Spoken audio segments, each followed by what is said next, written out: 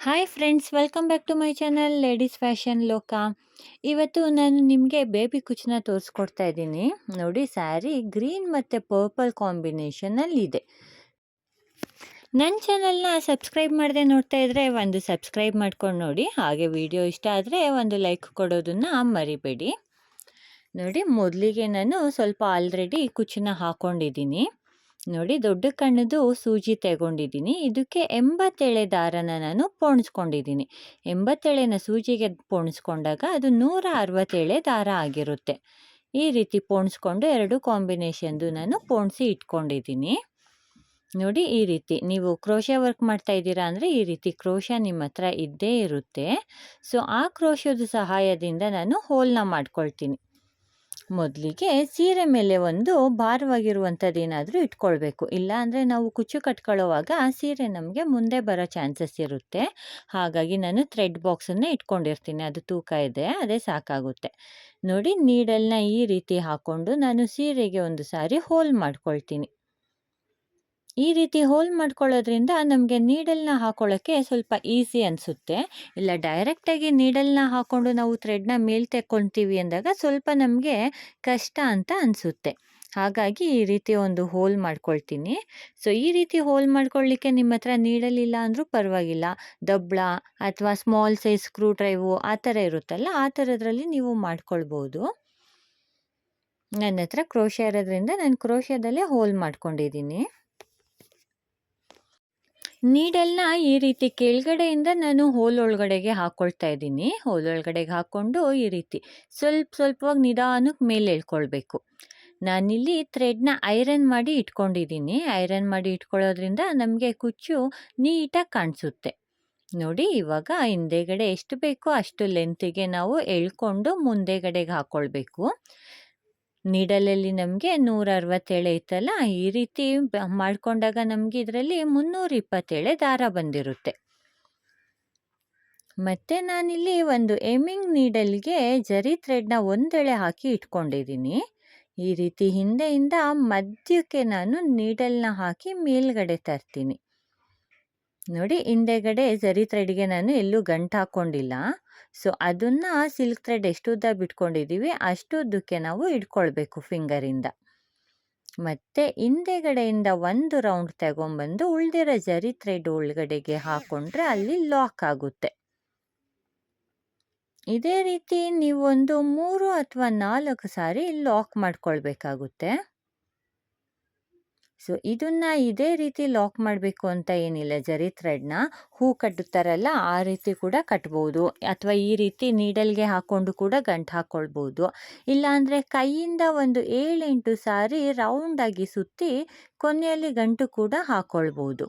So ನಿಮಗೆ ಯಾವುದು easy ಅನಿಸುತ್ತೆ ಆ ರೀತಿ ಮಾಡ್ಕೊಳ್ಬೋದು. ನೋಡಿ, ನಂದು ಪೂರ್ತಿ ಗಂಟಾದಮೇಲೆ ಹಿಂದೆಗಡೆ ಜರಿ ಥ್ರೆಡ್ ಏನಿದೆ ಅದ್ರ ಮೇಲ್ಗಡೆಯಿಂದ ಕೆಳಗಡೆಗೆ ನೀಡಲ್ನ ಒಂದು ಸಾರಿ ಎಳ್ಕೊಳ್ತೀನಿ. ನೋಡಿ, ಇವಾಗ ಜರಿ ಥ್ರೆಡ್ಡು ಲಾಕ್ ಆಗಿರುತ್ತೆ. ಮತ್ತು ಪಕ್ಕದಲ್ಲಿ ಕುಚ್ಚು ಎಷ್ಟು ಉದ್ದಕ್ಕೆ ಬಿಟ್ಟಿರ್ತೀನಿ ಅದೇ ಲೆಂತಿಗೆ ಈ ಕುಚ್ಚನ್ನು ಕಟ್ ಮಾಡ್ಕೊಳ್ತೀನಿ. ಸೊ ಈ ಲೆಂತು ಒಬ್ಬೊಬ್ರು ಒಂದೊಂದು ಸೈಜಲ್ಲಿ ಕೇಳ್ತಾರೆ. ಸೊ ಯಾರಿಗೆ ಎಷ್ಟು ಉದ್ದ ಬೇಕು ಅಂತ ಕೇಳಿಕೊಂಡು ಅಷ್ಟು ಉದ್ದ ನಾವು ಕುಚ್ಚನ್ನ ಬಿಟ್ಕೊಳ್ಬೇಕಾಗುತ್ತೆ. ನೋಡಿ, ನಾನು ಒಂದು ಕಲರ್ಗೆ 4 ಕುಚ್ಚನ್ನ ಹಾಕ್ಕೊಂಡಿದ್ದೀನಿ. ಪಕ್ಕದಲ್ಲಿ ಒಂದು ಕಲರ್ದು 4 ಹಾಕ್ಕೊತೀನಿ, ಮತ್ತು ನೆಕ್ಸ್ಟಲ್ಲಿ ಇನ್ನೊಂದು ಕಲರ್ದು 4 ಕುಚ್ಚನ್ನ ಹಾಕ್ಕೊಳ್ತೀನಿ.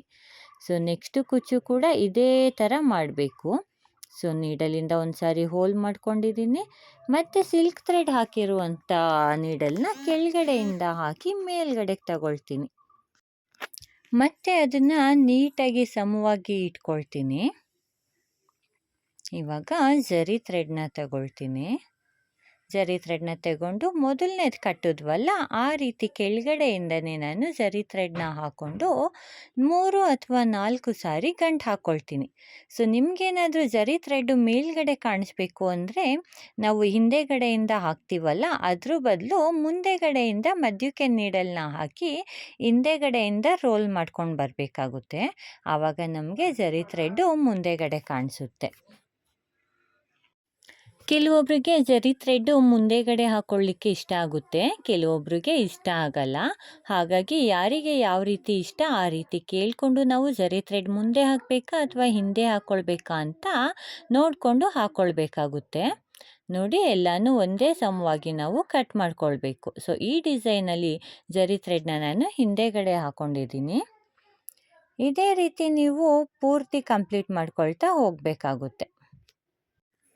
ಕುಚ್ಚನ್ನು ನೀವು ಎಷ್ಟು ಉದ್ದಕ್ಕೆ ಬೇಕಂದ್ರೂ ಕಟ್ ಮಾಡ್ಕೊಳ್ಬೋದು. ಬೇಬಿ ಕುಚ್ಚು ತುಂಬ ಪುಟಾಣಿಗಿರಬೇಕು ಅಂದರೆ ಒಂದು ಅರ್ಧ ಇಂಚು ಉದ್ದ ಬಿಟ್ಕೊಂಡ್ರೆ ಸಾಕಾಗುತ್ತೆ. ಬಟ್ ಕೆಲವೊಬ್ರಿಗೆ ತುಂಬ ಪುಟ್ಟದ್ದು ಬೇಡ, ಸ್ವಲ್ಪ ಉದ್ದ ಇರಲಿ ಅಂತ ಕೇಳ್ತಾರೆ. ಅಂಥವರಿಗೆ 1 ಇಂಚಷ್ಟು ನಾವು ಉದ್ದ ಬಿಟ್ಕೊಳ್ಬೋದು. ಸೊ ಈ ಕುಚ್ಚು ಎಷ್ಟು ಉದ್ದ ಬಿಡಬೇಕು ಅನ್ನೋದು ಕಸ್ಟಮರ್ದ ಮೇಲೆ ಡಿಪೆಂಡ್ ಆಗಿರುತ್ತೆ. ಅವರಿಗೆ ಎಷ್ಟು ಉದ್ದ ಇಷ್ಟ ಆಗುತ್ತೆ ಅಷ್ಟು ಉದ್ದನ ನಾವು ಬಿಟ್ಕೊಡ್ಬೇಕಾಗುತ್ತೆ. ಕಾಮನಾಗಿ ಬೇಬಿ ಕುಚ್ಚನ್ನ ಕೆಲವೊಬ್ಬರು ತುಂಬ ಪುಟ್ಟದಾಗಿ ಮಾಡಿಸ್ಕೊಳ್ತಾರೆ. ಈ ರೀತಿ ಉದ್ದ ಮಾಡಿಸ್ಕೊಳ್ಳೋರು ಕೂಡ ಇರ್ತಾರೆ. ನೋಡಿ, ಒಟ್ಟು ನಾನಿಲ್ಲಿ 4 ಗ್ರೀನ್ ಕಲರಿಂದ ಹಾಕಿದ್ದಾದಮೇಲೆ ಪರ್ಪಲ್ ಕಲರ್ನ ಸ್ಟಾರ್ಟ್ ಮಾಡ್ತಾ ಇದ್ದೀನಿ. ಪರ್ಪಲ್ ಕಲರ್ ಒಂದಷ್ಟೇ ಮಾಡಿ ತೋರಿಸ್ತೀನಿ, ಯಾಕಂದರೆ ಪೂರ್ತಿ ಇದನ್ನೇ ಮಾಡ್ತಾಯಿದ್ರೆ ನಿಮಗೂ ಬೋರ್ ಆಗುತ್ತೆ. ಸೊ ಒಂದಷ್ಟೇ ಮಾಡಿ ತೋರಿಸ್ತೀನಿ. ಇದೇ ರೀತಿ ನಾನು ಪೂರ್ತಿ ಸೀರೆನ ಕಂಪ್ಲೀಟ್ ಮಾಡಿ ಇಟ್ಟಿದ್ದೀನಿ ನೋಡಿ.